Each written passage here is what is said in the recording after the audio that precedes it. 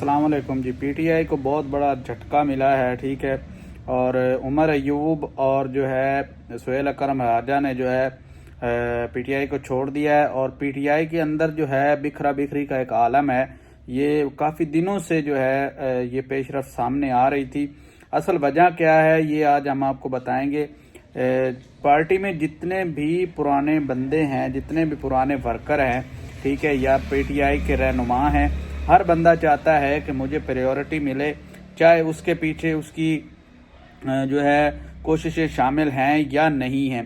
उमर अयूब साहब का भी यही मसला सुनने में आ रहा है। ये मैं सोशल मीडिया के थ्रू और सारी चीज़ें जितनी भी मैंने देखी हैं कि वो चाहते थे कि मुझे या तो वज़ीर आला बनाया जाए या फिर जो है मुझे पार्टी का चेयरमैन बनाया जाए। तो इस वजूहात पे जो है और कुछ फैसले थे जो कि सुहेल अफरीदी साहब नहीं मान रहे थे उमर अयूब के, इस वजह से जो है इन्होंने फिर मुस्ताफ़ी हो गए पीटीआई की लीडरशिप से, ठीक है। और बहाना बनाया कि हम जो है मुस्ताफ़ी हो रहे हैं और हमें जो है इस तरह के मामलात पेश हैं, जो भी चीज़ है। उसके अलावा जो है सुहेल अकरम राजा जो कि एक थंब समझे जाते थे पीटीआई के अंदर, वकील भी थे और बड़ा उनका जो एक दबदबा था, बड़ी एक चीज़ें थी।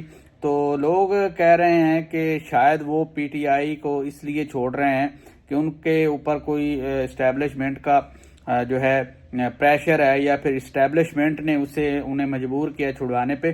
तो ऐसी कोई बात नहीं है, इस्टेब्लिशमेंट ने नहीं कहा उन्हें और ना ही कोई प्रेशर। इससे पहले एक बात याद रखें कि 9 मई वाले वाक़यात और बहुत सारी चीज़ें हुई हैं, उस टाइम इन्होंने पीटीआई को नहीं छोड़ा। लेकिन अभी जो है पीटीआई फ़िलहाल जो है आज़ाद है, तो इस टाइम जो है पीटीआई को ये जो है छोड़ रहे हैं।